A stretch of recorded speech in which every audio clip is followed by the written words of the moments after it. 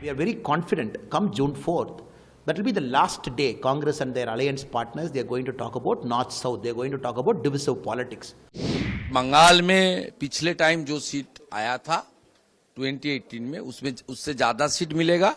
एक तो मोदी जी के ऊपर विश्वास था ही, और 100 दिन में छत्तीसगढ़ की हमारी सरकार ने जो काम किया, ये सबसे और विश्वास जनता का बढ़ा।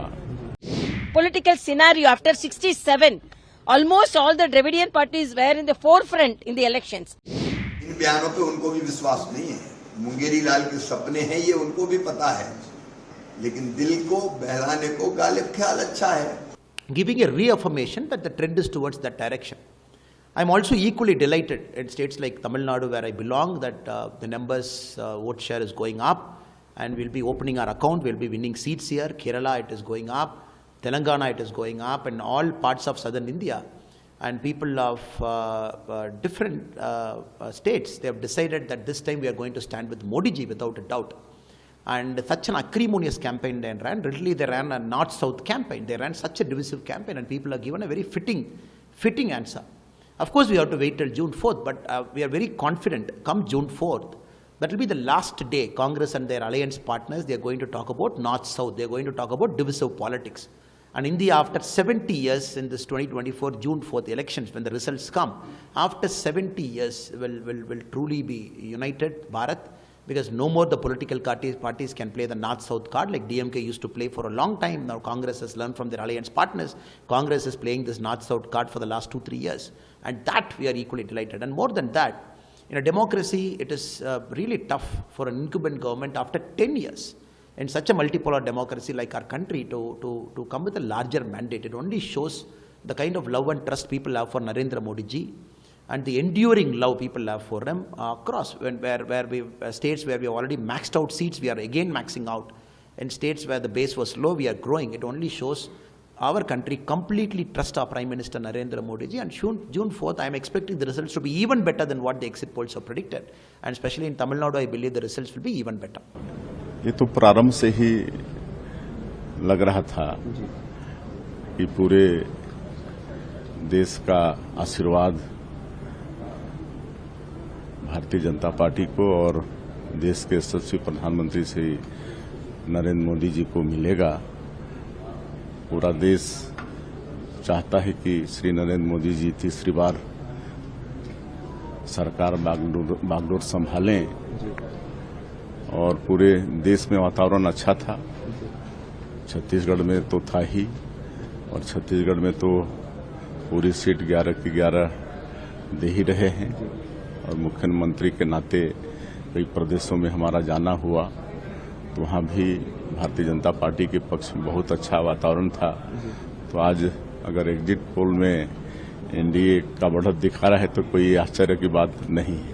सर, छत्तीसगढ़ में भी भाजपा जो है वो 10 से 11 सीट ला रही है, कांग्रेस वहीं 0 से 1 सीट के आसपास कुछ नजर आ रही है। छत्तीसगढ़ में भी भाजपा की अच्छी बढ़त है। बिल्कुल, जिस तरह से पिछले विधानसभा के चुनाव में ही मोदी की गारंटी में यहाँ की जनता ने विश्वास करके भारतीय जनता पार्टी को सरकार में बैठाई, और उसके बाद मात्र 100 दिन में जो मोदी की गारंटी को पूरा करने का काम छत्तीसगढ़ की हमारी सरकार ने किया, तो एक तो मोदी जी के ऊपर विश्वास था ही, और 100 दिन में छत्तीसगढ़ की हमारी सरकार ने जो काम किया, ये सबसे और विश्वास जनता का बढ़ा। और मैं पूरे विश्वास के साथ कह सकता हूं कि 4 तारीख का इंतजार करिए, पूरी सीट 11 की 11 सीट भारतीय जनता पार्टी को मिल रही है। कि मैं एग्जिपल के ऊपर बोलना, मैं तो स्पेशलिस्ट नहीं हूँ, और ग्राउंड में काम करता हूँ, जमीन से जुड़ा हुआ छोटा कार्यकर्ता हूँ। इस बार 400 की ओर जा रहा है, 400 की ओर जा रहा है। वो 2-5 सीट इधर उधर हो सकता है, लेकिन 400 के आसपास ही हमारी सीट रहेगा। और बंगाल में पिछले टाइम जो सीट आया था 2018 में उसमें उससे ज्यादा सीट मिलेगा, और टीएमसी से हमारा आंकड़ा आगे रहेगा। वो तो छोड़ दीजिए उसका, वो तो उसको उनको 4 तारीख सुबह 8 बजे तक ये सब बात बोलना ही चाहिए, नहीं तो काउंटिंग में कोई नहीं जाएगा।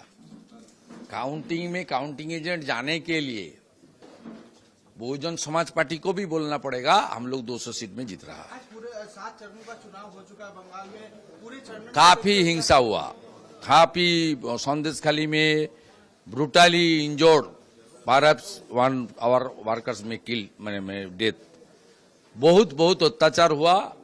वेस्ट बंगाल बीजेपी की ओर से डायमंड हार्बर लोकसभा कॉन्स्टिट्यूंसी का 100 ऑफ बूथ में रीपोल का मांग हम कर रहे हैं। और जो रोल आज का इलेक्शन में काला राज स्टेट पुलिस ने लिया है, ये राजनीति से प्रेरित है।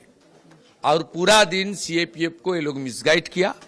सीएपीएफ बहुत एक्शन लेने का कोशिश किया, प्रॉम्प्ट एक्शन, लेकिन उसको स्टेट पुलिस ने नॉन कोऑपरेशन किया और इतना हिंसा पूरा दिन हुआ।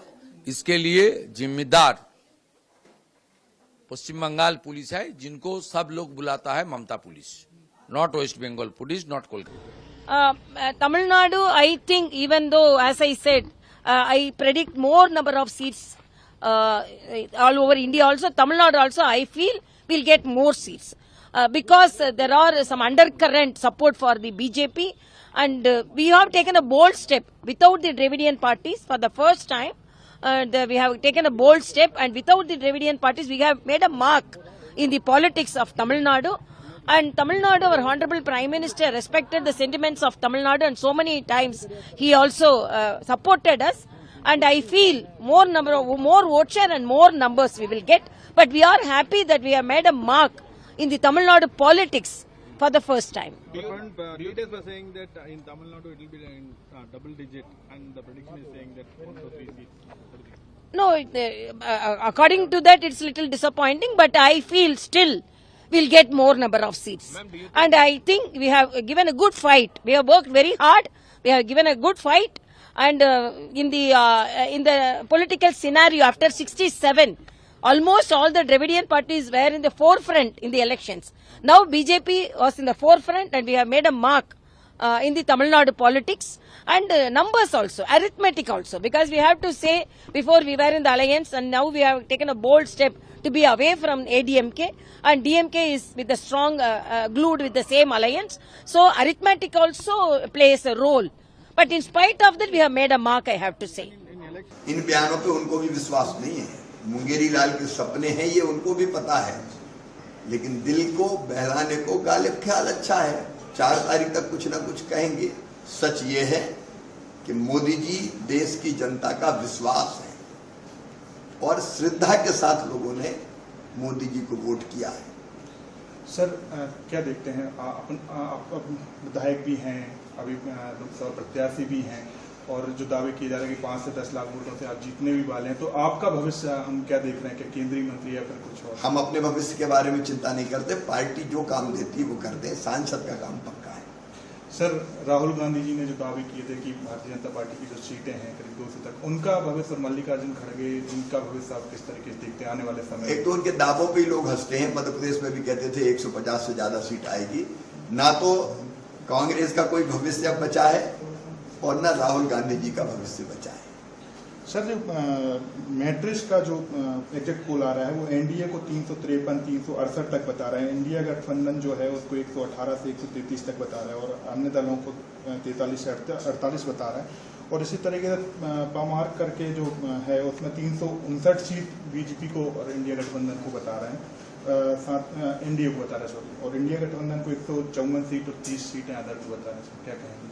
400 पार एनडीए में निश्चित तौर पर 4 तारीख को हम 400 पार होंगे, और अकेली बीजेपी 370 पार करेगी। और सर मध्य प्रदेश में सर 29 में से 29, और भारी अंतर से, सामान्य नहीं, भारी अंतर से जीतेंगे। Subscribe to One India channel and never miss an update.